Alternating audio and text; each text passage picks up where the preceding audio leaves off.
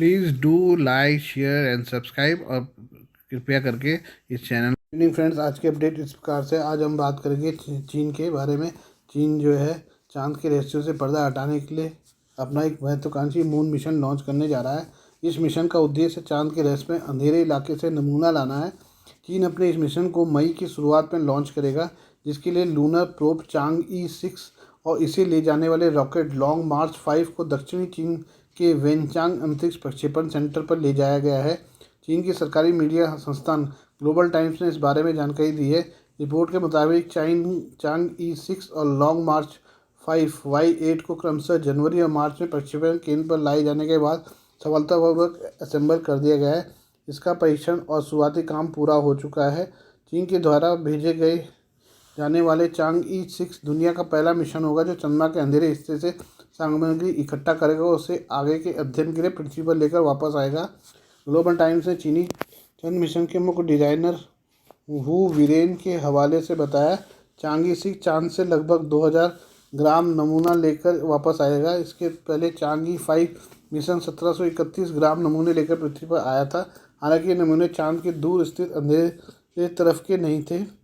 इसके पहले चीन ने चांग-ई मिशन को सफल बनाने के लिए चंद्रमा और पृथ्वी के दूर के हिस्से के बीच कम्युनिकेशन स्थापित करने के लिए 20 मार्च को क्यूकियाओ-2 रिले संचार उपकरण लॉन्च किया था।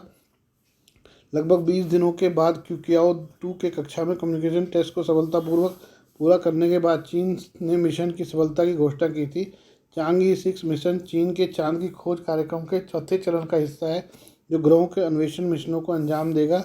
चीन ने चांद पर इंसान को भेजने की योजना बनाई है, जिसके 2030 से पहले पूरा होने की उम्मीद है। चीन ने चांद पर बेस बनाने की योजना बनाई है। इसके तहत रूस के साथ मिलकर international lunar research station ILRS बनाया जाएगा। 2 चरणों में बनाए जाने वाले इस मिशन को चांद की सतह, चंद्रमा की कक्षा और पृथ्वी पर हिस्सों में स्थापित किया जाएगा। ILRS निर्माण परियोजना के पहले चरण में 2035 तक चंद्रमा के दक्षिणी ध्रुव में एक बुनियादी स्टेशन बनाया जाएगा, जो नियमित वैज्ञानिक प्रयोगों को पूरा करने के लिए सुविधाओं से लैस होगा। दूसरे चरण में स्टेशन का विस्तार किया जाएगा, जिसे 2045 तक पूरा करने का लक्ष्य रखा गया है। इसमें चंद्रमा का परिक्रमा करने वाला एक अंतरिक्ष स्टेशन स्थापित करने की योजना है। ये हम चीन के बारे में बात करें, जिसने श्रीलंका में हवाई अड्डा बनाया है। चीन के कर्ज जाल में फंसा श्रीलंका अब खुद को बचाने के लिए भारत की मदद लेने जा रहा है। श्रीलंका ने $20.9 करोड़ की कीमत से तैयार अंतर्राष्ट्रीय हवाई अड्डे का प्रबंधन भारतीय और रूसी कंपनियों को सौंपने का फैसला किया है। इस हवाई अड्डे का निर्माण चीन ने किया है। श्रीलंका की कैबिनेट ने शुक्रवार को राज्य के घाटे को कम करने के प्रयास के तहत इसकी मंजूरी दे दी है। कैबिनेट के प्रवक्ता बंडुला गनवार्डेना ने शुक्रवार को बताया कि कुल 5 कंपनियों ने इस हवाई अड्डे में रुचि दिखाई थी। 2013 में बने इस हवाई अड्डे के लिए चीन के एक्सिम बैंक ने फंडिंग दी थी।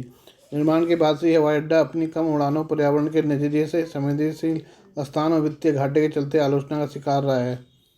कैबिनेट के बयान के अनुसार मठल्ला राजपक्षे अंतर्राष्ट्रीय हवाई अड्डे का प्रबंधन भारत की शौर्य एरोनॉटिक्स प्राइवेट लिमिटेड, रूस की airport of region management company को 30 साल की अवधि के लिए स्थानांतरित किया जाएगा। बयान में सौदे की कीमत का जिक्र नहीं किया गया। श्रीलंका को उम्मीद है कि इस कदम से हवाई अड्डे को पुनर्जीवित किया जा सकेगा, जो 2013 में उद्घाटन के बाद से ही यात्रियों की कमी से जूझ रहा है। श्रीलंका हवाई अड्डे के कर्ज पुनर्गठन के लिए चीन के एक्सिम बैंक के साथ बातचीत कर रहा है, जो अन्य बुनियादी ढांचा परियोजनाओं के लिए उधार लिए गए $4.2 अरब अमेरिकी डॉलर कर्ज का हिस्सा है। हवाई अड्डे का निर्माण श्रीलंका के पूर्व राष्ट्रपति महिंदा राजपक्षे के कार्यकाल के दौरान किया गया था। यह हवाई अड्डा राजपक्षे के गृहनगर में स्थित है। राजपक्षे अपने शासनकाल के दौरान श्रीलंका को अपने पुराने दोस्त भारत से दूर करके चीन के करीब ले गए थे। उस समय चीन ने कोलंबो को बढ़कर कर्ज दिया, जिसमें श्रीलंका ऐसा उलझा कि उसकी अर्थव्यवस्था तहस-नहस हो गई। बाद में एक जन आंदोलन के बाद राजपक्षे को गद्दी छोड़नी पड़ी थी।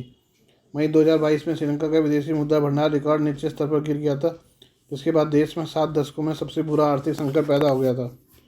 विदेशी कर्ज चुकाने में असफल रहने के चलते श्रीलंका डिफॉल्टर घोषित हो गया था। उस समय चीन ने श्रीलंका की मदद से हाथ पीछे खींच लिए थे। तब भारत ने आगे बढ़कर पड़ोसी देश को संभालने के लिए आर्थिक सहायता उपलब्ध कराई थी। हम पाकिस्तानी नेवी के बारे में बात करें। चीन भारत के खिलाफ पाकिस्तानी नौसेना को मजबूत करने में जुटा है।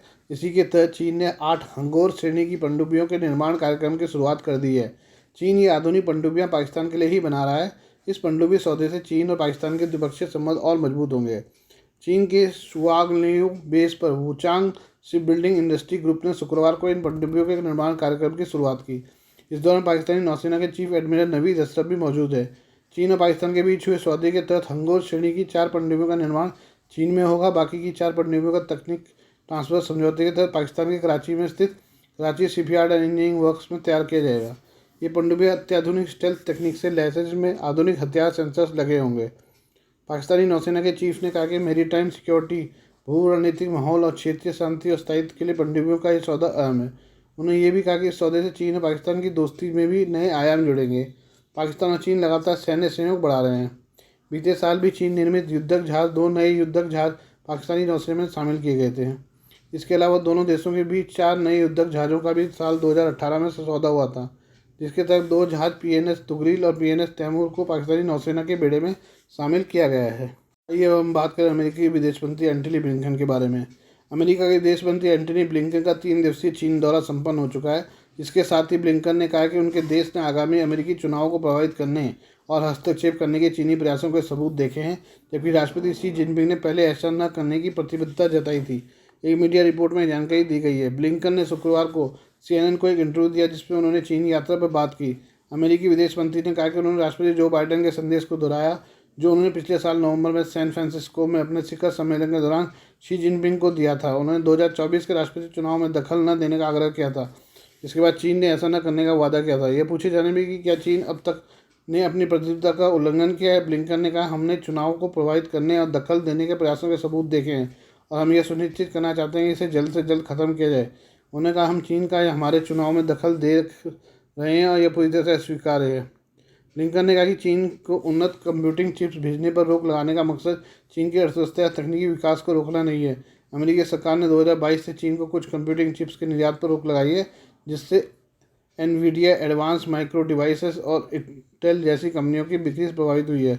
इस कदम ने हुआवे टेक्नोलॉजीज को चिप शिपमेंट पर प्रतिबंध लगा दिया था। इन प्रतिबंधों के बावजूद अमेरिका ने इंटेल और क्वालकॉम को हुआवे को चिप्स बेचने की अनुमति दी है। आज के लिए बस इतना ही। बाकी मिलते हैं कल आपसे नई खबरों के साथ। धन्यवाद।